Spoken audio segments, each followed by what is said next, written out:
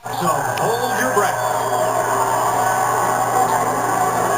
Of all the races we go to, this one right here, coming down to get the green, your heart is pounding. Your hands are sweaty. We're watching for that green flag to come out. Boogity, boogity, boogity! Dixon, Talladega, boys! Let's go racing!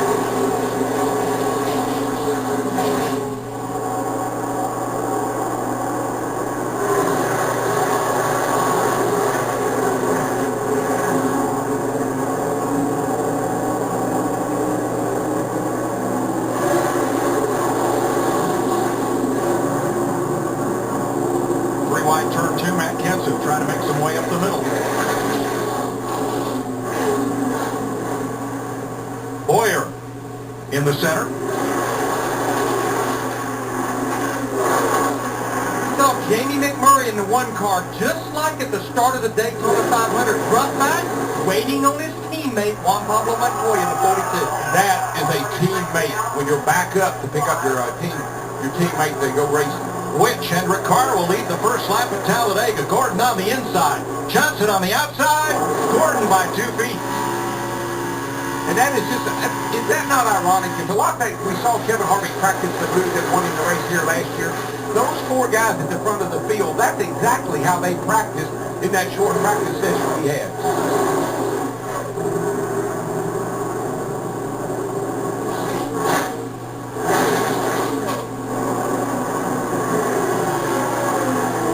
Middle lane we used to refer to as the sucker hole.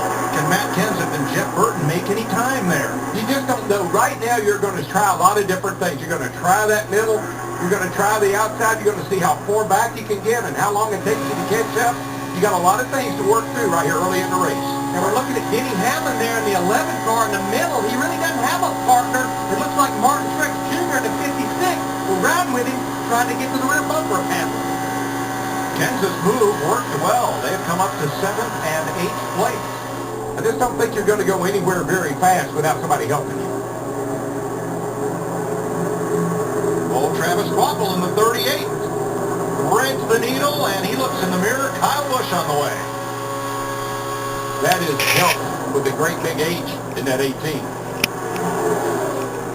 I think we need to well document how this works. It's not that the guy in front goes out of the throttle. It's not that the driver behind gains a bunch of power. The driver in front is wide open on the throttle, dragging the brake just a little bit to let that other driver get up there and do it. Yeah, they call it hooking up. You know, we got to get hooked up. May have a lead change down in one as Bowyer sweeps to the outside. But Jeff Gordon holds sway. Here's Steve. Am I just listening to Jeff Gordon and Mark Martin talking about letting Mark get out in front and lead a lap? But what's surprising about it is they talk about like they're going to get a gallon of milk. Very poised, very calm. It's early, Steve. It's early. Exactly. Michael Waltrip making just an occasional start this year. He now runs in 5th. He's locked onto the back bumper of Clint Bowyer. He's got a little incentive today, Larry. I mean, driving that Auburn car. All the Auburn eyes watching that car. A lot of the Auburn folks here today, the coach. And you're looking for a surprise. Look at Landon Castle in that 09. Remember, that's the James Finch team that Brad Keselowski won a race here for. Strong affiliation with Hendrick Motorsports. They have the Hendrick power under the hood of that car. 3 wide to 3rd place. Now you'll see these guys duck to the right, pull out to the right side of the car they're pushing. That actually, I talked to some of the drivers, that when you move out to the right, it actually stabilizes the car in front. And another thing that helps there is when you're puffed up like we're seeing Mark Martin in that 5, you're getting no air in there to cool the radiator. Yeah, so you got to get air. That's one of the things you do when you duck out like that. But it also, I can't believe they say it stabilizes the front car. Here comes Bowyer for the lead, and look at the speed differential. 6 miles an hour, as much as 6 miles an hour faster than Jeff Gordon. And we have our first lead change of the day as Clint Bowyer goes to the front, but not for long. Well, Michael Waltrip in the 15 got off the 33 car, and they lost all that speed. I think Michael will be a little bit cautious. You remember he was pushing David Ruderman at Daytona, a very similar situation. Didn't work out too good. I think he gave Bowyer a break there. self-claim. I got loose. Sorry about that. Look how much it's cost them. We're looking at Joey Logano here in the 20 car. He's pushing his teammate Kyle Busch. Now they started back in the 34th and the 36th position. Joey Logano pushed Kyle Busch to the win yesterday. Boy, that's trouble right there, Larry. I mean, it's going to be, it's not that big a problem maybe for him out front. It's going to make his car actually faster for a little while. What we're talking about is simply debris across that grill opening. I'm talking about getting air in there to cool the radiator. Jeff Gordon has to do one of two things. Stop in his pit, which he doesn't want to do, or get somebody right in front of him so the change in air pressure can clean that debris from the opening below his front bumper. Well, you would like to be able to cover that opening up for the radiator right there for a little while, but you can't stand that very long. But it'll make your car a little faster while it's on there until it gets too hot. Talked about first-time winners. I look at those two cars at the top side. Paul Renard in the 27 being pushed by David Reagan in the 6. He's on the 180 on the water. It's creeping up. It looks good. Now it's creeping up. Get that forward. Big run coming through the middle here, guys. 33.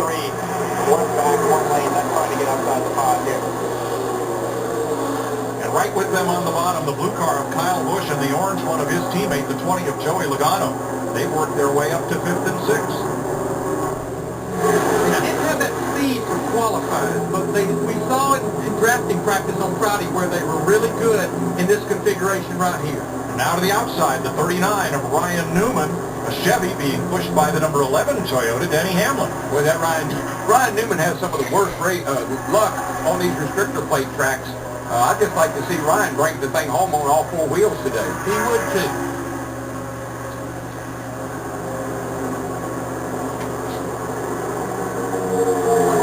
I just thought about that race yesterday. Mike Wallace, he got turned over on the back straightaway, did a whole flip, landed on his wheels, and he kept going. He drove on.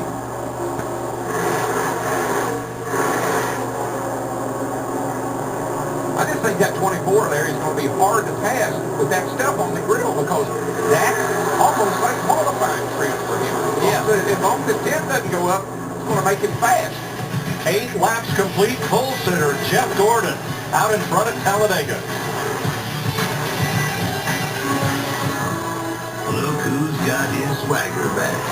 Watch out for Jeff Gordon on NASCAR on Fox.